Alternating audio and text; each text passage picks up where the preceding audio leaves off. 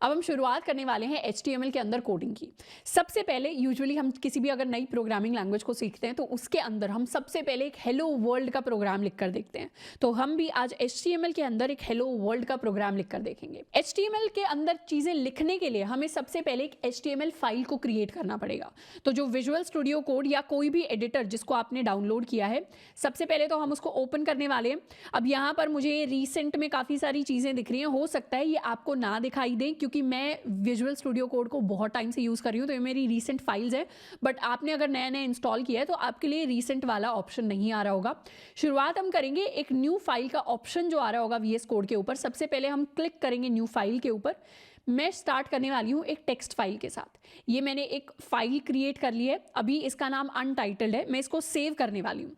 इस फाइल को सेव करने के लिए मैं इसका नाम देने वाली हूँ हेलो डॉट, या इसको मैं कह देती हूँ हेलो वर्ल्ड डॉट HTML। मैंने इसको hello world डॉट HTML के नाम से सेव किया। अब ये जो डॉट HTML है इसको हम एक्सटेंशन कहते हैं। एक्सटेंशन यानी जो लास्ट में एडेड चीज़ होती है। अगर मैं एक HTML की फाइल बनाती हूँ तो मुझे हमेशा लास्ट में डॉट HTML से ख़त्म करना पड़ेगा। अगर मैं जावा की फाइल बनाती तो मुझे लास्ट में डॉट जावा से ख़त्म करना पड़ता। C++ की फाइल बनाती, ये सारी प्रोग्रामिंग लैंग्वेजेस है, तो मुझे डॉट CPP से ख़त्म करना पड़ता। आगे जाकर हम जावास्क्रिप्ट की फाइल बनाएंगे तो हम डॉट JS से फाइल को ख़त्म करेंगे। तो इस तरीके से एक फाइल के एक्सटेंशन को देखकर ही हमें पता चल जाता है कि इस फाइल के अंदर कौन सी लैंग्वेज के अंदर कोड लिखा हुआ है। अगर पाइथन की फाइल है तो उसे हम डॉट py से ख़त्म करेंगे। यहाँ पर डॉट HTML है यानी ये हमारी HTML की फाइल है। इसका नाम हम कुछ भी रख सकते थे, इसका नाम हम ABCD भी रख सकते थे, इसका नाम मैं अपने नाम से भी रख सकती थी, अपना कॉलेज भी रख सकते थे। यहाँ मैंने इस फाइल का नाम रखा है hello world डॉट HTML। और सबसे ऊपर VS कोड के अंदर दिख भी रहा होगा मेरा यूजर्स फोल्डर है, उसके अंदर श्रद्धा खापरा फोल्डर है, उसके अंदर मेरी ये फाइल क्रिएट हुई है। तो पूरा इस फाइल का पाथ मेरे पास आ गया है। आपके अगर विंडोज सिस्टम है तो उसके ऊपर भी पूरा पाथ आप देख सकते हैं किसी भी HTML फाइल का कि वो कहाँ जाकर क्रिएट हुई है।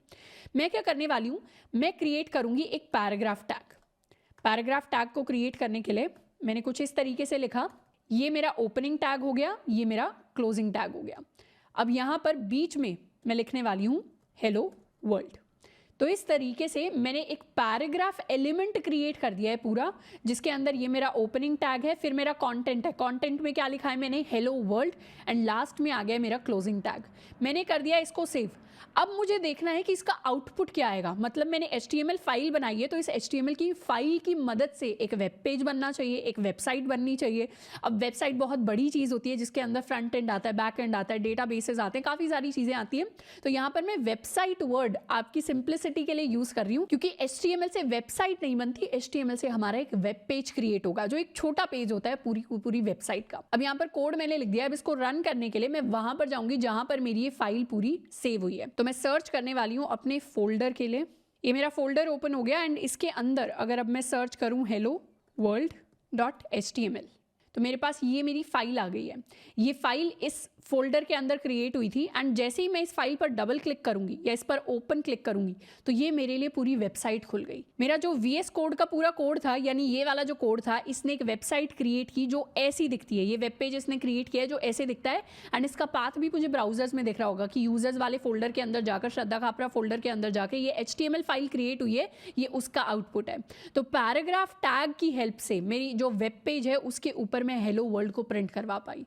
अब सेम चीज़ यानी एक पैराग्राफ टैग मैंने ये लिख दिया, इसी को कॉपी करके सेकेंड लाइन पर मैं क्या कर सकती हूँ, अपना नाम लिख सकती हूँ। मैं यहाँ पर अगर अपना नाम लिखूँ एंड अब अगर इसको सेव करूँ, यहाँ पर तो HTML में मैंने सेव कर दिया। सेव करने के लिए मैंने कमांड S प्रेस किया है, आप कंट्रोल S भी प्रेस कर सकते हैं। यहाँ पर सेव किया और जैसे ही मैं इसको रिफ्रेश करूँगी तो एक पैराग्राफ ने तो हेलो वर्ल्ड प्रिंट करवाया और अगले पैराग्राफ ने नेक्स्ट लाइन पर श्रद्धा खापरा प्रिंट करवाया।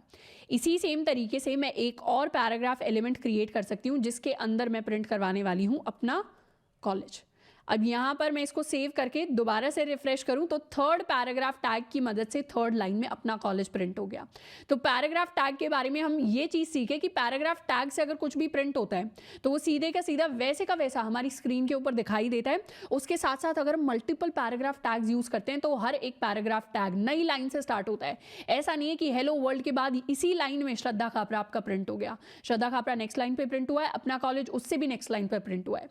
अगर मुझे इन सारी चीज़ों को सेम लाइन पर प्रिंट करना होता तो मैं अलग अलग पैराग्राफ टैग यूज नहीं करती। फिर मैं ये सारी की सारी जो इन्फॉर्मेशन है इसको कट करके मैं सेम पैराग्राफ टैग के अंदर प्रिंट करवा रही होती कुछ इस तरीके से। इसको भी कर देते हैं कट एंड यहाँ पर पेस्ट, एंड सिंगल अगर पैराग्राफ टैग होता तो मेरी जो इन्फॉर्मेशन है वो कुछ मुझे ऐसी दिखाई देती। तो इस तरीके से हम HTML फाइल को क्रिएट करते हैं एंड उसके अंदर बेसिक कोडिंग को करना स्टार्ट करते हैं। यहाँ पर मैं आपको छोटा सा सवाल दूंगी कि आपको क्या करना है, पैराग्राफ टैग की हेल्प से आपको अपना नाम प्रिंट करवाना है अपने ब्राउजर के ऊपर। तो एक बार पैराग्राफ टैग लिखना है, उसके अंदर अपना नाम लिखना है, फिर देखना है कि कैसे आप अपने वेब पेज पर अपना नाम डिस्प्ले करा सकते हैं। अब एक और चीज जो हमें HTML कोड के बारे में सीखना है कि ये जो सारा का सारा मेरा वेब पेज फॉर्म हुआ है, ये वेब पेज सिर्फ मेरे कंप्यूटर के अंदर रन करेगा।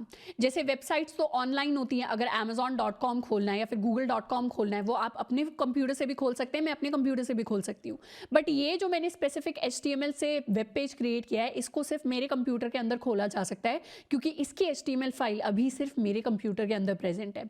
अगर हम चीज़ों को इंटरनेट पर डालना चाहते हैं और अपने वेब पेज को इस तरीके से बनाना चाहते हैं कि कोई भी उसको एक्सेस कर पाए, कोई भी खोल पाए, तो उसके अंदर हमें डोमेन्स के बारे में सीखना पड़ेगा, होस्टिंग के बारे में सीखना पड़ेगा, जो थोड़ी सी एडवांस चीज़ें हैं जिनको हम बाद में सीख रहे होंगे। तो अभी के लिए जितने भी वेब पेजेस, वेबसाइट, सारी चीज़ें हम क्रिएट कर रहे हैं, वो सारी की सारी हमारे ब्राउजर के अंदर खोलने के लिए, क्योंकि उनकी फाइल्स हमारे कंप्यूटर के अंदर है। अब अगर मैं चाहूँ तो इस पेज के ऊपर राइट क्लिक करके मैं इसे इंस्पेक्ट भी कर सकती हूँ। जैसे ही मैं इंस्पेक्ट करूँगी, आपको क्या दिखाई देगा, आपको पूरा का पूरा HTML कोड दिखाई देगा। HTML कोड के अंदर यहाँ पर आपको दिख रहा होगा एक पैराग्राफ टैग है एंड उसके अंदर सारी की सारी चीज़ें वैसे ही लिखी हुई हैं जैसे हमने अपनी VS कोड की फाइल के अंदर लिखी हुई है। बट यहाँ पर आपको और डिफरेंट टैग्स दिख रहे होंगे। एक HTML अलग से टैग दिख रहा होगा, हेड नाम से टैग दिख रहा होगा, बॉडी नाम से टैग दिख रहा होगा। इन सारे टैग्स के बारे में अभी हम पढ़ने वाले हैं, तो उसको देखकर घबराना नहीं है। बट मेजर काम जो हमारा हो रहा है वो ये पैराग्राफ टैग कर रहा है, जिसके अंदर काफ़ी सारी इंफॉर्मेशन हमने लिखी हुई है। अब इसके साथ साथ अगर मुझे मान लेते हैं मैंने बहुत सारे वर्ड्स लिखे, अब इन वर्ड्स में से कुछ वर्ड्स को मैं बोल्ड में दिखाना चाहती हूँ, तो उसके लिए मैं अपना बोल्ड टैग भी यूज कर सकती हूँ। बोल्ड टैग लिखने के लिए मैं टैग्स के अंदर भी टैग्स लिख सकती हूँ। जैसे इस पैराग्राफ टैग के अंदर मुझे अपना कॉलेज बोल्ड करवाना है, तो मैंने लिखा बी। ये बी का ओपनिंग टैग हो गया एंड इसके क्लोजिंग टैग को अब मैं अपना कॉलेज के बाद लिखने वाली हूँ। तो इस तरीके से बाहर तो मेरा पैराग्राफ टैग है एंड उसके अंदर मेरा एक बोल्ड टैग है, जिसकी मदद से बोल्ड टैग के अंदर जो भी मटेरियल है यानी अपना कॉलेज है वो बोल्ड में डिस्प्ले होगा। पैराग्राफ में तो डिस्प्ले होगा बट साथ के साथ बोल्ड भी हो जाएगा। इसको एक बार करते हैं सेव एंड रिफ्रेश, तो बाकी सारा टेक्स्ट तो नॉर्मली डिस्प्ले हुआ है बट अपना कॉलेज बोल्ड में डिस्प्ले होकर आया है। तो इस तरीके से आप भी अपने टेक्स्ट के अंदर जो भी चीज़ आपको बोल्ड में डिस्प्ले करानी है, हाईलाइट करवानी है, उसको हम बी टैग की हेल्प से बोल्ड में डिस्प्ले करा सकते हैं।